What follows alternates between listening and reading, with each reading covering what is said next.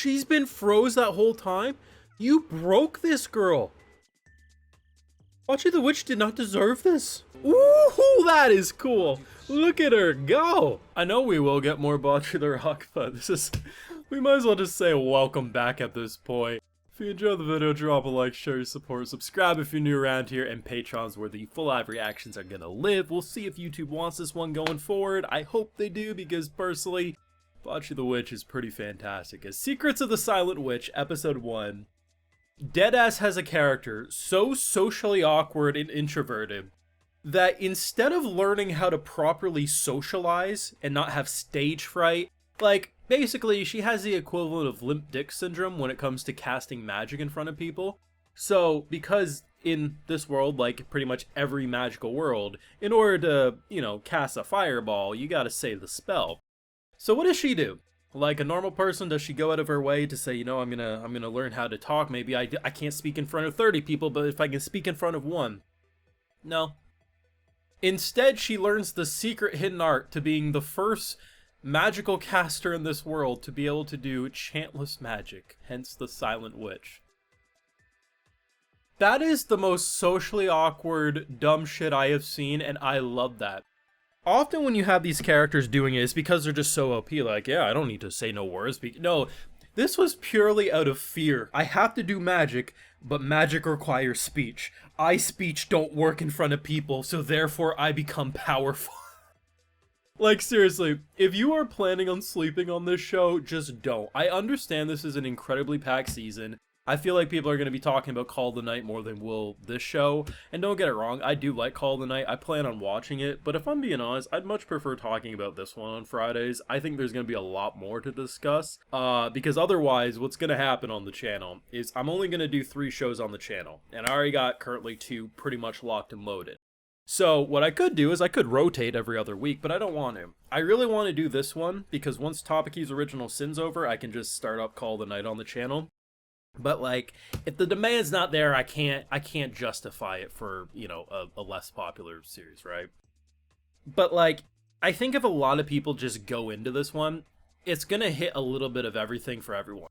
You want intense action and beautiful production? Multiple times they showed us dragon fights. You want a comedy show? Very funny. You want a slice of life surrounded like a school adventuring kind of show? You're probably gonna get that too. But the way they combined it all into this concoction is just so freaking fun. And in a lot of ways, it kind of reminds me of Guild Receptionist. Guild Receptionist, Soul as Any Boss, whatever the show was called a couple seasons back. It is very different, but I do appreciate the almost vibe of like, hey, I'm doing my best to have this like silent witch identity. I'm trying to clock out on time, but then just immediately getting exposed. This time it's like, yeah, I'm just, you know, I'm doing magic, you know, once every 3 months I clear a dragon, leave me alone, I'm trying to be a little hermit. Yeah, no, you're gonna go garb. And then you meet the princess, who at the start of the episode seemed like a very kind and loving soul. Her first interaction, screw you, bitch.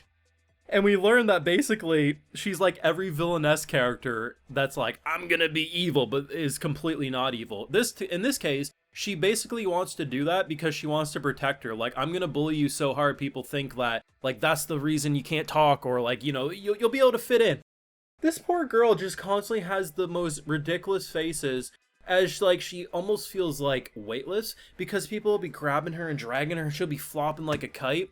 The comedy game's on point, and it honestly reminds me if you took Bocchi the Rock for like 90% of the core formula, and then the way the world looks and kind of functions, kind of like in a visual department, on top of kind of like that hidden identity that gets exposed, mix Guild Receptionist with Bocchi the Rock, that's Secrets of the Silent Witch, and it's such a beautiful show. Like, the first episodes of everything I've checked out so far have been stellar. Now, I have been more picky than I have been recently, so like, a lot of shows that are probably like 7 out of 10s that I probably could enjoy, I'm kind of skipping out on right now because I'm just really trying to focus on the best of the best for me. And yeah, the best of the best are all like 9 or 10 out of 10s right now. Like, it's that good. I was honestly half expecting this show to be more similar to something like Flying Witch, which if you've ever seen that show, it is great, but it's a very slow burn slice of life series. I love it, not for everyone. Wasn't expecting the level of fun that they had, because I thought, yeah, it might have a few laughs, but it's not going to be, oh no, it's We slaying dragons, we doing some crazy shit. It's gonna be a good time. And currently, this is the show I feel most like for the love of God, we gotta make this show a success. Like, a lot of shows I'm looking at, I'm like, oh, I don't need to be like, hey, make sure this one gets viewership. Chinese Isekai, I don't need to hype that one up. Topiki's Original Sin, there's enough death there. Hell, even Cleavats is another one. Like, I knew I didn't have to hype up that one too much just because it had death. But this is a show that hopefully is going to benefit that it's coming out just before the crazy weekend starts and everything really gets going. But, like, I think if you genuinely enjoyed this show, not only just on my channel, Reddit, Twitter, wherever you go, talk about this one. Because this is the type of show that will get buried in a week or two's time if the buzz doesn't stay there. It's kind of like how, you know how a lot of the newer generations of young people, they gotta have Subway Surfers like playing in order for them to pay attention to shit. It's kind of like that. We need to keep their focus. We gotta be like, no. ADHD brain. Focus. Because this show's awesome. Could it fall off? Sure, anything can fall off. But given that I heard a decent amount of hype from people who read the source material, given what I just saw with episode 1, if they keep this level of production going the entire time, this shit's gonna slap the whole way through. Very happy it doesn't air on Saturday or Sunday, though. Despite Fridays also being packed, it's a better day than, deep in the weekend. But I love it. I'm unsure of what I'll do for the channel for this show.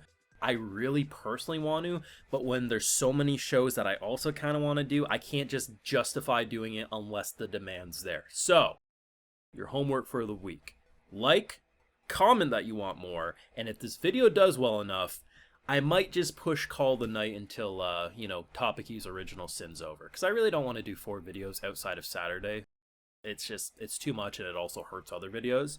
And given my enthusiasm for shows, this is currently the one I'd prefer doing. So, if you want it, let me know. Because otherwise, we might either have to rotate it every other week, or you might not get it for like 5 more weeks. Because until Topiki's Original Sin finishes, because it's only 6 episodes, you might only get this one for half a season, which I'd prefer not doing. But let me know what you want down below. Leave a like, subscribe if you're new around here, especially if it takes me a bit to come back. You want to get notified when I do come back to this show. And hey, we do have the Patreon. No matter what, we will be watching it weekly over there, and I give other exclusives like video shoutouts to every single one of my patrons. Alright, so today we got SLF Needs More Love, and as I always say with this person, absolutely. James Villers, John Veltri, Baychek, Achi, Yoon, Lynn Hamrick, Joe D, Mark Orsink, and we also have Kobe Jackson. So I appreciate the support, everyone. Please take care, and you all have a good one.